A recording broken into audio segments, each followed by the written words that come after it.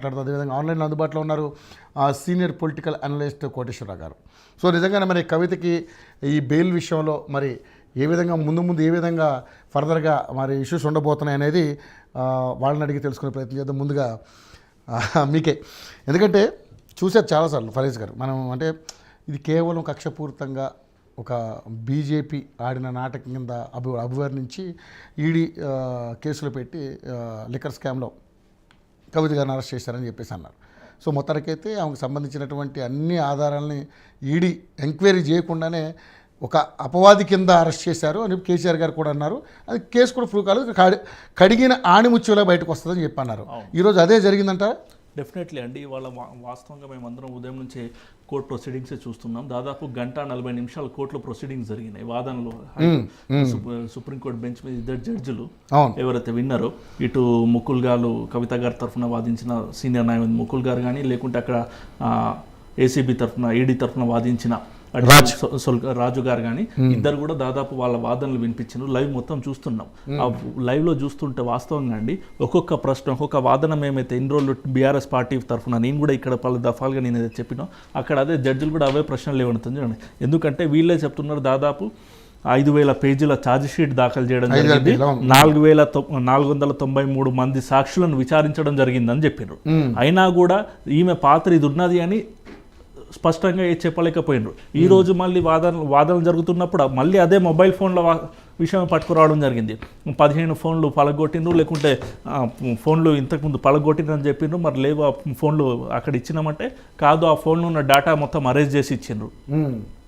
అక్కడ జడ్జి అందరు చెప్పిండ్రు ఆ 15 ఫోన్లు ఇస్తారా అండి, ఎవరైనా ఐఫోన్లు ఎవరైనా ఇంట్లో పనిచేసే వాళ్ళకి లేకుంటే అనుచరులకు ఇస్తారా అని వాళ్ళు అడిగితే జడ్జి చెప్పిండు నేను కూడా ఇస్తా, డేటా నేను కూడా డిలీట్ చేస్తా, నాకు కూడా వాట్సాప్ మెసేజ్లు బాగా వస్తుంటాయి, అందుకోసం నేను కూడా డేటా ప్రతి 2 రోజులకు ఒకసారి డిలీట్ చేసేస్తుంటా అని చెప్పిండు. అక్కడ వాస్తవం ఏంటంటే ఎట్లా చేసి మసిపూడి మరగా చేసి ఒక బద్నాం చేసి ఈ పార్టీని ఇక్కడి నుంచే కొసలదీయాలా, ఎట్లా చేసి దీన్ని అస్తిత్వాన్ని దెబ్బతీయాలనే ఉద్దేశంతో కేసీఆర్ గారిని దేశవ్యాప్తంగా ఎప్పుడైతే కేసీఆర్ గారు పోతున్నారో వారిని వీకెండ్ చేయాలా, తెలంగాణ దాటి రావద్దు, పార్టీ సమస్యలను సతీమతం అయిపోవాలా, మానసికంగా దెబ్బతీయాలా అనే ఉద్దేశంతో ఇరికించడం జరిగింది. మేము ఫస్ట్ నుంచి చెప్తున్నాం, ఇదే యోయో టీవీలో ఆ రోజు అరెస్ట్ అయిన రోజు నేను చెప్పిన ఇది ఫ్యాబ్రికేటెడ్ కేసు అని.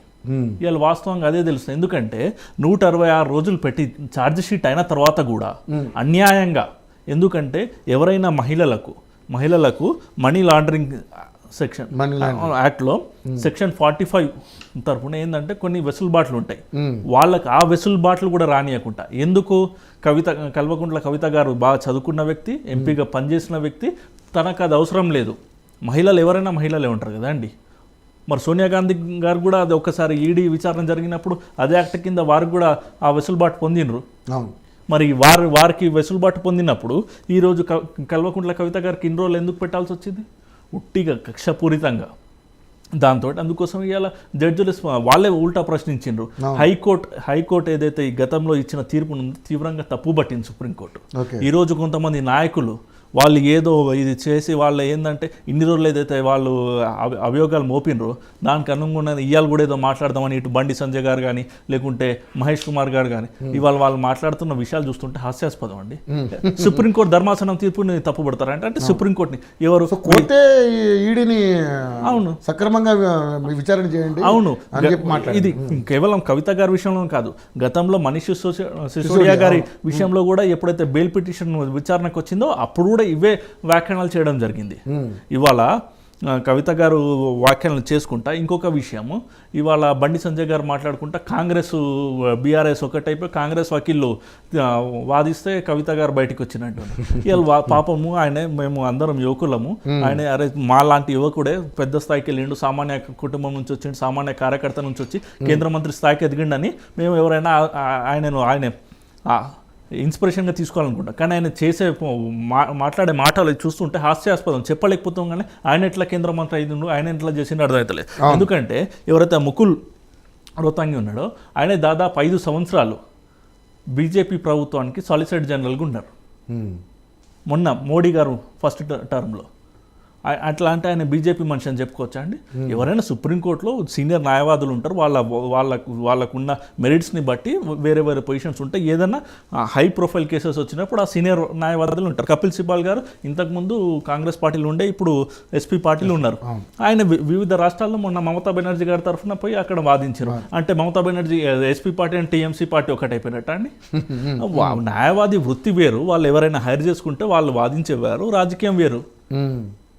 ప్రతిది personal and professional space is different కదా. ఇక మహేష్ కుమార్ గారు చెప్తున్నారు ఇది తీర్పు వాళ్ళు ఈల్డ్ అయ్యి, మేము ఒక విషయం స్పష్టంగా చెప్పాలనుకుంటున్నాం. ఒక్క ఇంచు కూడా కేసీఆర్ గారు కనుక ఈల్డ్ అయ్యి ఉంటే ప్రభుత్వాన్ని కానీ లేకపోతే ఎవరికైనా ఒక్క ఇంచు అయినా మేము ఈల్డ్ అయ్యి వాళ్లకు తలొగ్గుంటే కవిత గారు ఎప్పుడో బయటకు వచ్చేటోళ్ళండి. మేము స్పష్టంగా మాకు తెలుసు, మాకు ఆ నమ్మకం ఉన్నది, మేము ఎటువంటి తప్పు చేయలేదు, స్పష్టంగా మాకు ఆ న్యాయస్థానం మీద నమ్మకం ఉన్నది కాబట్టి ఎన్ని రోజులైనా న్యాయ పోరాటం చేస్తాం, న్యాయంగానే బయటికి వద్దాం అనుకున్నాం. ఇవాళ లక్కీలు ఏంటంటే అవన్నీ లైవ్ ప్రొసీడింగ్స్ బయట అందరు చూడడం వల్ల, మీడియాలో కూడా టెలికాస్ట్ చేయడం వల్ల ప్రపంచం మొత్తం. ప్రాబ్లం ఏంటంటే ఇన్నాళ్ళు బెయిల్ రానిది గత 2-3 రోజుల నుంచి మీ ఎమ్మెల్యేల్లో ఒక రకమైన ఉత్సాహం, ఈసారి పక్కాగా బెయిల్ వస్తుంది అని ఎప్పుడూ కూడా కేటీఆర్ గారు లేకపోతే హరీష్ రావు గారు జైలుకి వెళ్ళి పరామర్శించిన సందర్భాలు ఉన్నాయి తప్పితే ఈసారి దాదాపుగా ఒక 28 మంది ఎమ్మెల్యేలు వెళ్ళారంటే పక్కాగా వస్తుందని ఇన్ఫర్మేషన్ ఏంటి దీని అనుకున్న డెఫినెట్లీ అండి. మొన్నటి వరకు ఇంతకు ముందు వరకు బెయిల్ విచారణ జరిగింది హైకోర్టులో, ఇప్పుడు సుప్రీంకోర్టుకు వచ్చింది. సుప్రీంకోర్టులో గత 15 రోజుల క్రితమే దీంట్లో ప్రధాన పాత్రధారిగా ఉన్న ఈ కేసులో ప్రధాన పాత్రధారిగా పేర్కోబడుతున్న మనీష్ సిసోడియా గారికి బెయిల్ వచ్చినప్పుడు కవిత గారికి ఉండాల్సిన అవసరమే లేదు కదా అండి. ఓకే, డెఫినెట్లీ ఆ నమ్మకము, ఆ లీగల్ ఆస్పెక్ట్స్ అయితే అందరికి తెలుస్తాయి. ఇంకో విషయం ఏంటంటే ఎమ్మెల్యేలు అందరు వెళ్ళిందంటే డెఫినెట్లీ ఇంతకుముందు కూడా వెళ్ళేది, ఇప్పుడు అందరిగా వీళ్ళకి నమ్మకం వచ్చేసింది. డెఫినెట్లీ మనకు మనీష్ సిసోడియా గారికి వచ్చింది కాబట్టి కవిత గారు కూడా వచ్చేస్తుంది. ఎందుకంటే ముఖ్యంగా దీంట్లో కూడా observations of Supreme Court are important. Manish Sisodia గారి కేసు అప్పుడు ఏవైతే అబ్జర్వేషన్స్ ఏవైతే వ్యాఖ్యలు చేసిందో అవే ఈరోజు కవిత గారి కేసులో చేయడం, అదే అందరికీ నమ్మకం కలిగించింది. డెఫినెట్లీ నెక్స్ట్ టైం ఎప్పుడైతే 20th నాడు హియరింగ్ ఉందో అప్పుడు వచ్చేస్తాను నమ్మకం 27 నాడు అందరికి ఉండే తదనంగా వచ్చింది. దీంతో ఏదో స్పెషల్గా అది ఉన్నది అన్నట్టు ఏం లేదండి. ఇంతకుముందు కూడా వెసులుబాట్లు చూసుకుని అందరు ఎమ్మెల్యేలు వెళ్ళింది. ఒకటి 2 సార్లు ఇక్కడ సెషన్స్ ఉండే, అసెంబ్లీ సెషన్స్ ఉండే కాబట్టి వెళ్ళలేకపోవడం అవన్నీ జరిగినాయి. మొన్న మా ఎమ్మెల్యే గారి ఫంక్షన్ అక్కడ ఉదయపూర్లో ఉండే వాళ్ళ కుటుంబం కాబట్టి అందరు ఎమ్మెల్యేలు అక్కడికి వెళ్ళడం, అటు నుంచి దగ్గర కాబట్టి అటు వెళ్ళడం జరిగింది. కానీ ఇది స్పెషల్గా వెళ్ళి అదేదో గూడు పట్టణం చేసి అదంతా అనుకున్నట్టు, లేకుంటే బీజేపీ వాళ్ళు కాంగ్రెస్ మీద, కాంగ్రెస్ వాళ్ళు బీజేపీ మీద అన్నట్టు ఏం లేదు. ఇద్దరు కలిసి మా మీద. ఇప్పుడు కూడా వాళ్ళది ఏంటంటే దీంట్లో కూడా పబ్లిక్ అర్థమవుతుంది కాబట్టి ఏదో చేసి దీంట్లో కూడా కేసీఆర్ ఏదో మతలబు చేసి పట్టుకొచ్చిండి అన్నట్టు ఉంటుంది, కానీ ఇంకేం లేదు. Okay, right. వెంకట్ గారు, కేసీఆర్ అంటే కవిత గారికి బెయిల్ మంజూరు అవ్వగానే ఫస్ట్ స్పందించింది మన ఆయన పేరు మహేష్ కుమార్ గౌడ్ గారు. ఆయన ముందుగానే దీన్ని ఊహించాం మేము. సో ఇది బీజేపీ బీఆర్ఎస్ కుమ్మక్కై ఆడుతున్నటువంటి ఒక నాటకం కింద అభివర్ణించి ఆయన మాట్లాడడం జరిగింది. సో మేము ఎక్స్పెక్ట్ చేసాం కంపల్సరీ. ఇక కవిత బయటికి రాగానే ఇక నెక్స్ట్ బీఆర్ఎస్ బీజేపీ రెండు కలిసిపోతాయి, అందులో కంపల్సరీ విలీనం చేస్తారు.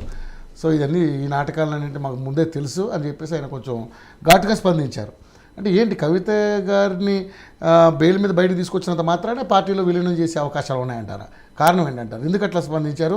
ఆయనే కాదు ఇంకా బండి సంజయ్ గారు కూడా మాట్లాడారు దీని మీద మన వేరే పార్టీకి. సరే, ముందు మీరు మీ దానికి క్లారిటీ ఇవ్వండి సార్. ముందుగా మీకు ప్యానల్ ఉన్న పెద్దలకి, యూట్యూబ్ ప్రేక్షకులకు నమస్కారం సార్. సార్, ఇది ఏంటంటే ఒక నాటకీయ పరిణామం. దీన్ని ఒక డిజైన్ చేయాల్సి వస్తాయి. ఇది మనం పార్ట్ 1, పార్ట్ 2, పార్ట్ 3 డిజైన్ చేయాల్సి వచ్చినప్పుడు కంక్లూజన్ మల్కాజ్గిరి మోడీ గారి సభతో దొరుకుతుంది మనకి. యాక్చువల్గా మల్కాజ్గిరికి మోడీ గారు రావడం, అప్పుడే కవిత గారిని అరెస్ట్ చేసి తీసుకుపోవడం, మరి తప్పు చేశారా లేదని చెప్పి